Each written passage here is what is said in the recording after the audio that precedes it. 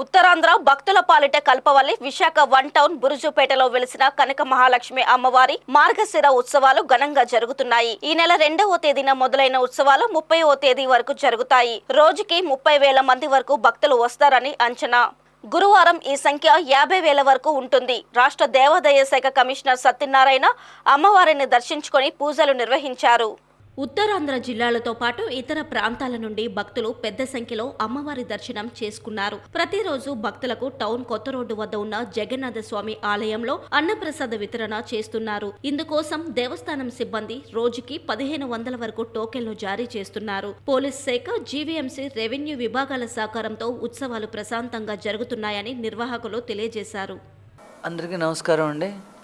శ్రీ కనకమహాలక్ష్మి అమ్మవారి దేవస్థానంలో మార్గశిర మాసోత్సవాలు అత్యంత వైభవంగా జరుగుతున్నాయి. తొలి గురువారం అయింది. గురువారం నాడు భక్తులు 55,000 మంది దాకా దర్శనం చేసుకున్నారు.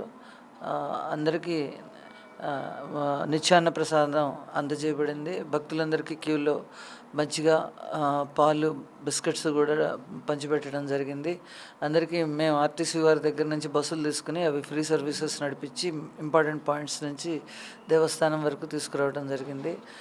భక్తులకి free toilets, movable toilets, mobile toilets అందుబాటులో ఉంచాము.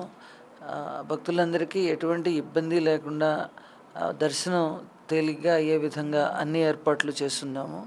అందరూ దర్శించి అమ్మవారిని, వారి ఆశీస్సులు తీసుకోవాల్సిందిగా కోరుతున్నాం. అమ్మవారి ఆశీస్సులు పొందవలసిందిగా భక్తుల్ని కోరుతున్నాం.